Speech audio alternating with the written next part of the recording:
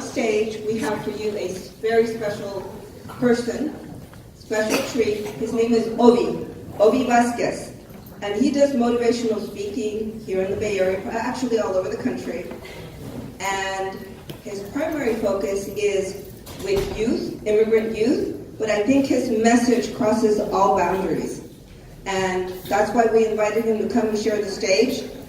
Please, Ovi Vasquez. Yeah, Ovi. All right, Ovi. Hola, familia. Hey. How's everyone doing? Good. All right, let's try that again. How's everyone doing? Good. Let's try excellent. How's everyone doing? Excellent. But let's try excellent as in excellent. How's everyone doing? Excellent. Okay. They say you can always give up more of what you have, right?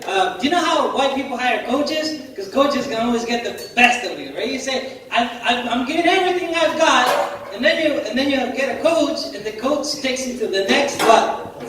Next level, yeah. Because we have a potential in us, but sometimes we don't recognize it ourselves. So that's why we need an outside view to say, you can take it just a little bit more. My name is Ovi, like Obi-Wan Kenobi. Many people call me the Force. But I said, but I'm not your father. I want to talk to you today about the power of purpose. Because the Center of Disease and Prevention in Atlanta, Georgia, has shown in their statistics that 1 out of 3 people only wake up with a purpose. Only 1 out of 3. And it reminds me of a story I heard from a great speaker named Zig Ziglar. And it was in the 1950s. This man working on the railroads, on the American railroads. And one of them was working on the shovels, putting the gravel on the barrels that would take the material to build the railroad. And he was working very hard, and all dirty, all clothes and all shoes, and the man was a little bit older, and the man was a little bit tired, and working with his coworkers, going on. Suddenly, comes in a private train. Well, one of the best trains they've ever seen in their lives. The chairman of the railroad steps out of the train. Beautiful train. While they were still shoveling the gravel on these wheelbarrows, and they just kept on shoveling. And suddenly, a man from the brand new train named Dave Anderson calls out his great friend Jim that was working on the gravel. He said, "Hey Jim, how's it going?" And Jim looks out the brand new train, looks at the chairman, and he says, "Hey Dave, what's going on? How are you? It's been a while. I haven't seen you." And his co-workers looking at Jim and say, wondering to themselves, how in the world Jim knows the chairman of the railroad? And Dave waves at Jim and says, "Hey Jim, have you had lunch yet?" And Jim said, "No, I haven't." "Well, come on down and have lunch with me." Takes them inside the train, the beautiful train, out from where Jim was, in the working area where everything was dirty, where he hasn't had lunch yet, where everyone was still working. So here he finds himself having lunch with the chairman of the railroad, Dave Anderson. Finished their lunch, and Jim walks out of the train and goes out with his coworkers. And they say, "Jim, how in the world is it that you know the chairman of the railroad?" He said, "Well, that's pretty simple. You see, Dave and I came to work in the same railroad on the very same day. And we both were working on these gravels, shoveling gravel onto these barrels, just like you and I. And that was 20 years ago. And now, Dave is the chairman of the railroad." And they looked at him shocked, in disbelief. "How in the world is it that, Jim, you're still here with us, shoveling away?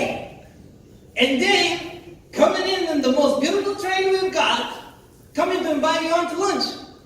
How did that happen, Jim?"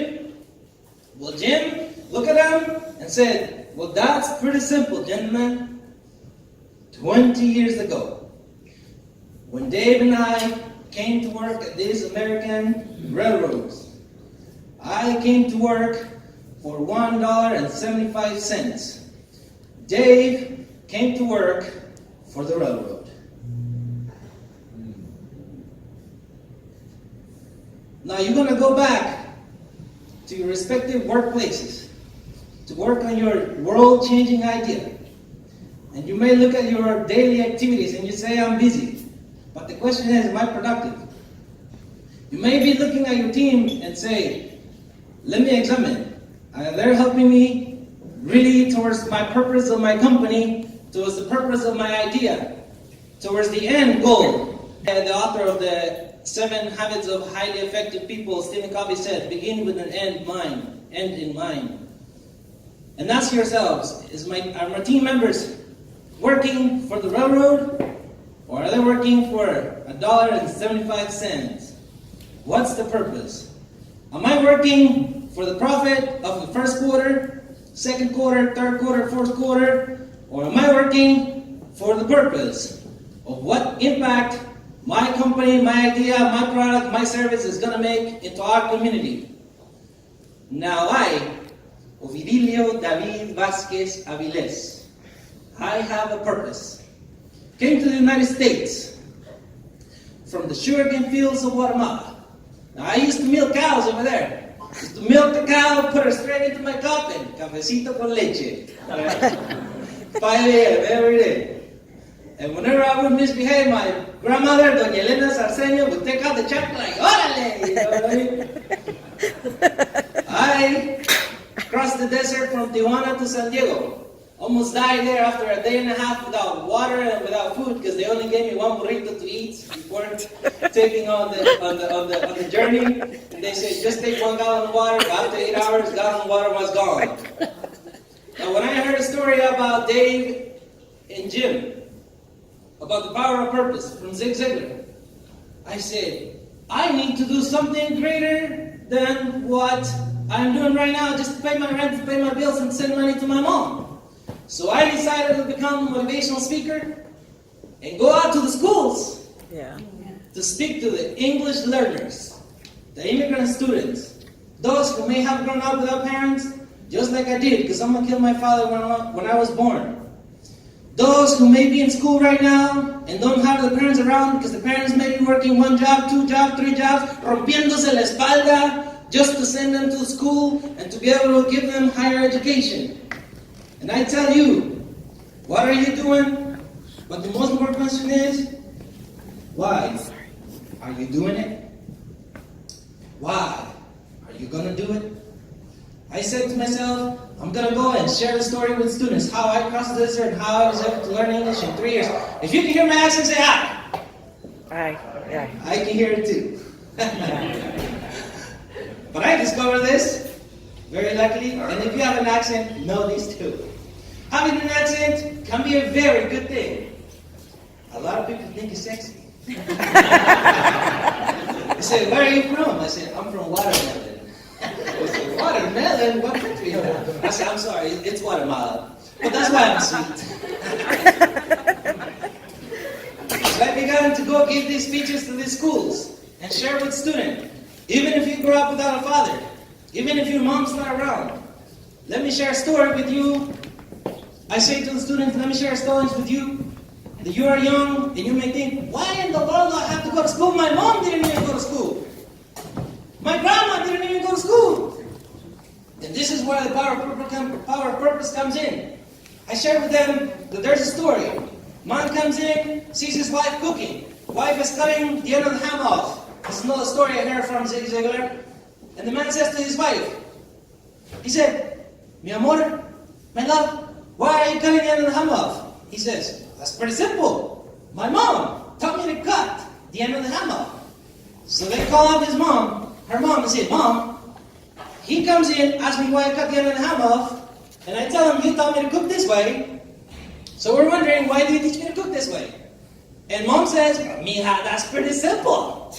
Your grandmother taught me to cook this way. Say, what in the world?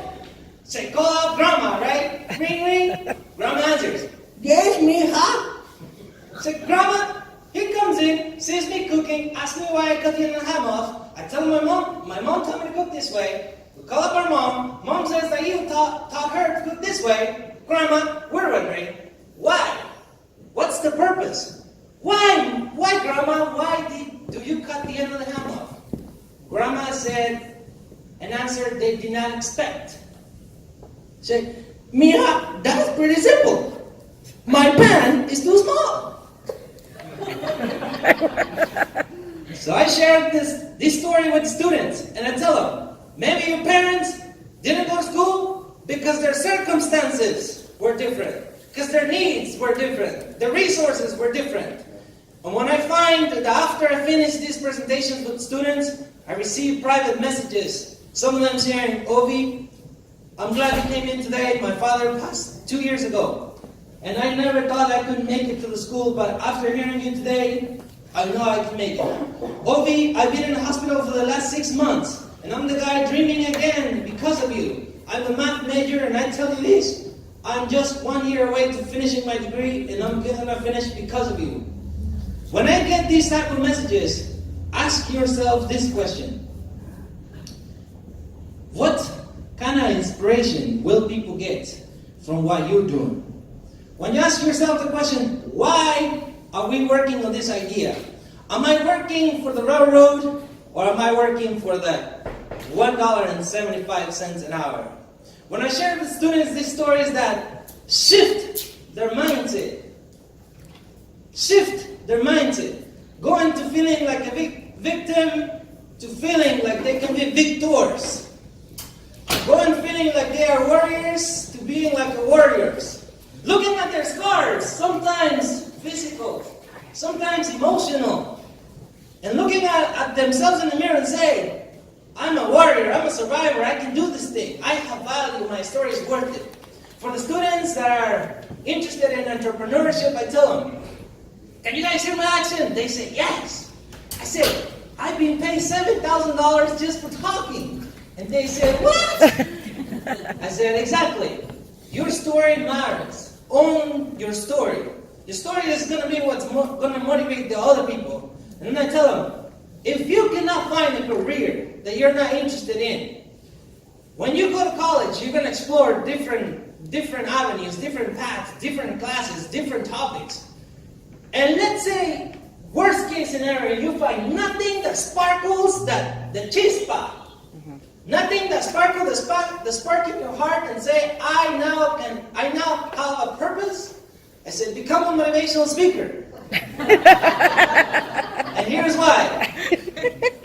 I haven't found one person who hasn't said to me, I love helping people. If you ask anybody, what do you like to do? They may have not a specific answer, but they'll come down to this. But I love helping people. So I tell the students, if you cannot find a career in the professional path for yourself, go out there and help people with your own story. Now, luckily, I was invited to share the stage here today with you guys. I feel the honor, and I feel very touched because Sylvia and her team in Maron's Accelerator this is the third time I've been invited by them to come and share something of inspiration. Because you will forget everything I said, but you might remember the story. You might remember when you're at the workplace, when it's a very stressful day, when it's 1 a.m., and I've been there too. I'm an entrepreneur myself. 1 a.m., 2 a.m., and you're still going at it on your laptop, where nobody's watching, where it's not fancy, where nobody's listening to you, where there's no camera taping you. I've been there when it's stressful and you say, why in the world am I doing this? If you can find the why for something, you can endure anyhow. Thank you very much. Yeah.